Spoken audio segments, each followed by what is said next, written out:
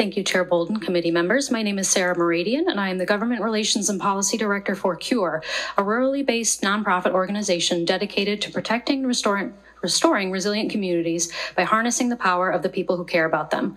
I appreciate the opportunity to testify in opposition to SF 2584. We recognize that the intentions behind this policy are good. Unfortunately, a clean transportation standard is not the way to achieve our goals. The focus of my testimony is on how a CTS would incentivize the construction of carbon dioxide pipelines and why this is detrimental to our rural communities. To maintain compliance with the decreasing carbon intensity score, ethanol producers will need to change the way they do business. Over the last few years, it has become clear that the preferred solution is to maintain the status quo and commodify the pollutants, namely CO2, that threaten the industry's viability in a carbon-constrained world. To do this, ethanol plants need to capture CO2 emitted during fermentation and send it elsewhere.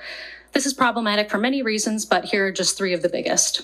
First, capturing carbon at ethanol refineries does not address the pollution that occurs during the production of ethanol. Rural communities of Minnesota disproportionately suffer the air and water pollution emitted from the increased use of pesticides and chemical fertilizers associated with ethanol production.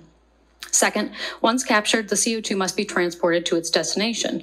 The most common method of transportation is via high-pressure pipeline.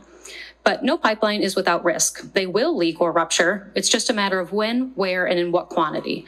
I encourage you to research the 2020 rupture of a CO2 pipeline in Satartia, Mississippi to understand the magnitude of risk we're talking about. Again, given the location of most of Minnesota's ethanol refineries, we will be asking rural communities to take on the risk of hosting these kinds of pipelines. Third, CO2 captured in Minnesota is likely to be used for enhanced oil recovery, which is not the same as fracking, to obtain oil from depleted wells that would have otherwise been unavailable. This has historically been the most common and lucrative use of CO2, and North Dakota has told us that it hopes to continue that trend.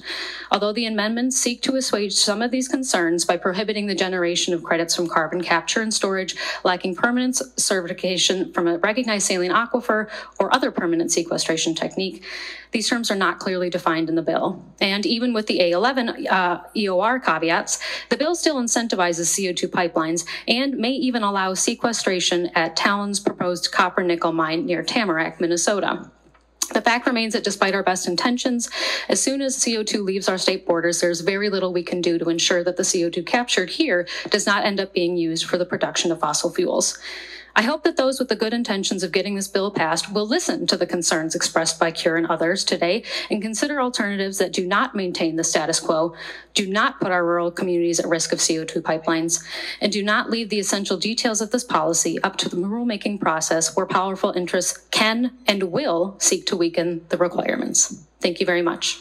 Thank you for your testimony. Next, Jake Rent,